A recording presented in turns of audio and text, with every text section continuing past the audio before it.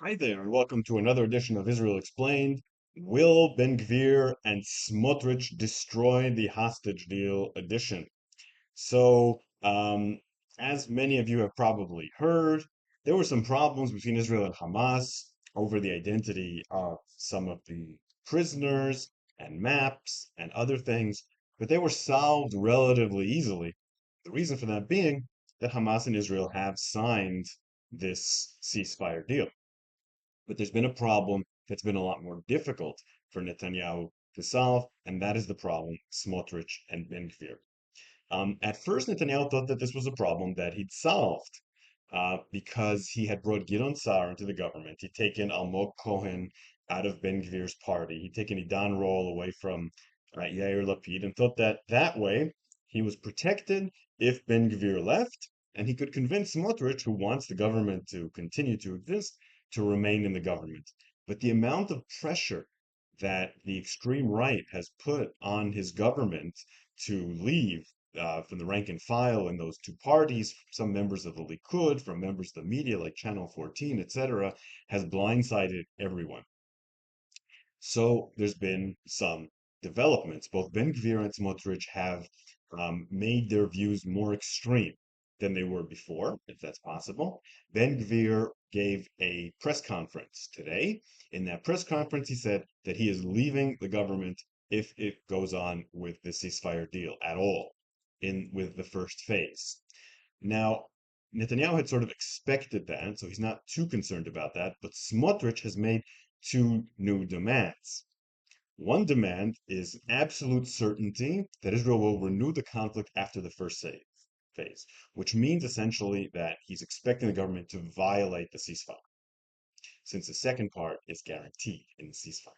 He also added another um, uh, demand, and that is that Israel stop all aid to the Palestinians, which is, of course, a war crime. So he's demanding a violation of the ceasefire and a war crime in order to remain in the government.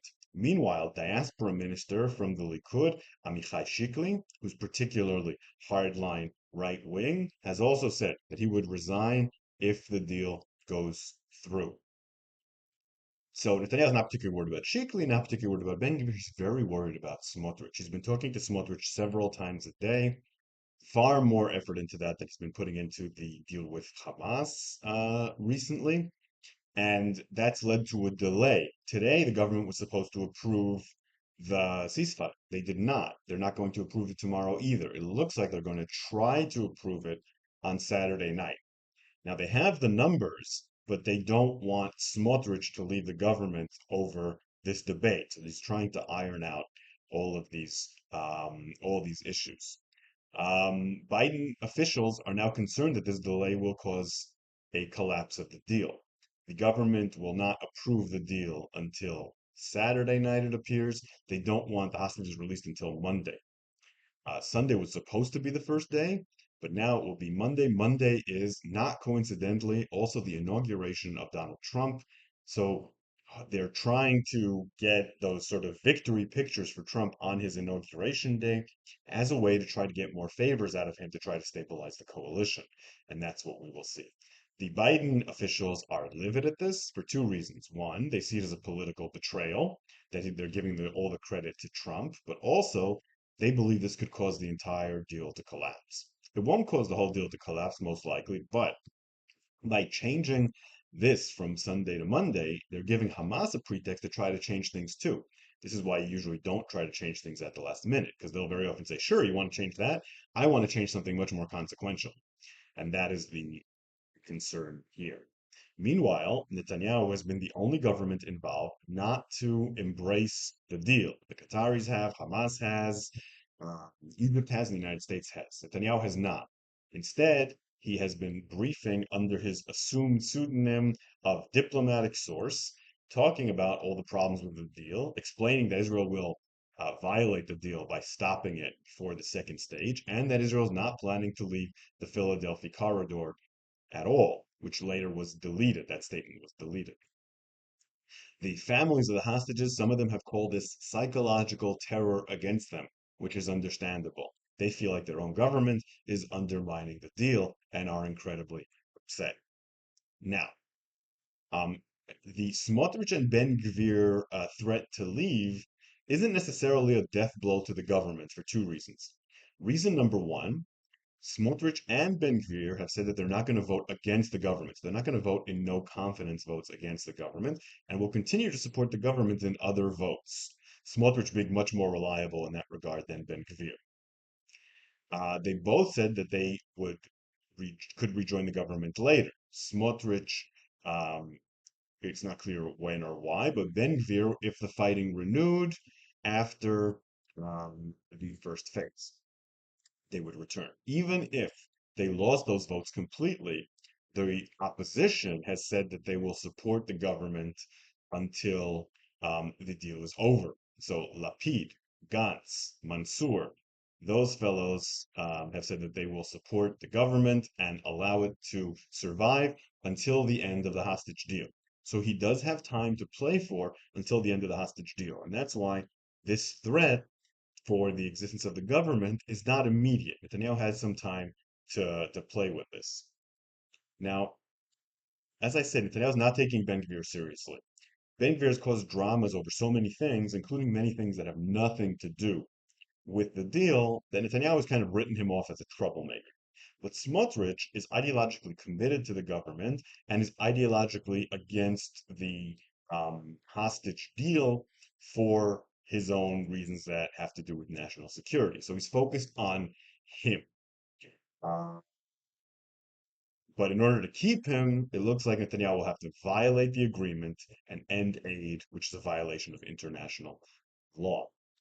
Now, if he guarantees that to Smotrich, which he's probably going to do, why would Hamas proceed with the deal? That's where this becomes a threat.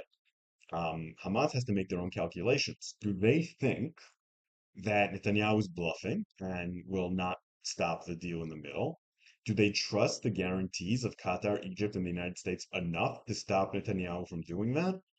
If the answer is yes, maybe they'll go ahead, but if the answer is no, then they won't.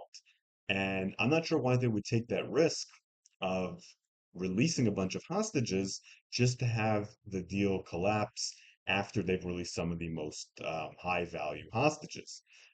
So that's the concern here, I think, for the deal is Hamas going to pull out? What guarantees are they going to get that there's going to be a transition to the second phase? Because it has to be understood. Without a second phase, there's absolutely no reason for Hamas to participate in this at all.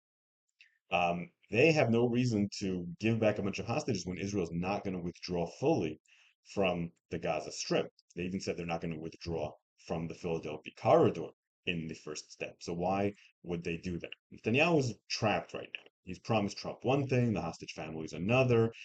He's promised Smotrich and Ben-Gvir a third. How is he going to square that circle? Well, what he's going to try to do is somehow get Hamas to go into the deal despite their concerns that in second stage it will collapse, to somehow get Smotrich to remain in the government for now, despite his concerns that the ceasefire will continue, and hope that Trump, possibly in return for having the deal occur on the day of his inauguration and trying to give him all the credit, gives him some sort of asset that he can sell to maintain his government or to lure in possibly other parties like Gantz and Lapid. So one way that could happen is through normalization with Saudi Arabia, a motion to do that, where he could try to tempt Lapid or Gantz in order to safeguard his coalition until 2026. Or he could try to get an annexation of the settlements or an attack against Iran to try to entice Ben-Gvir and Smotrich in. Either way, Netanyahu probably has enough leeway to be able to limp into the first stage of the ceasefire with Smotrich still in the government, or he could even limp without Smotrich and Ben-Gvir and try to get them back in. But the real test will be at the end of the first phase, when he may have to choose between his government and violating the ceasefire and violating international law and making Trump into a massive enemy. Under Biden, he consistently chose to go with his domestic political coalition. But will that be the same issue with Trump? That's what we're going to be looking at very carefully. But no one should ever bet against the survival of Benjamin Netanyahu. Every time we thought that he was done, he managed to pull out one last trick. So, okay, so that's the end of this episode. If you like what I do here, consider supporting me on Patreon at Shael Media and listening to my History of the Land of Israel podcast. I will, I'm sure, see you here again, probably to discuss this hostage deal.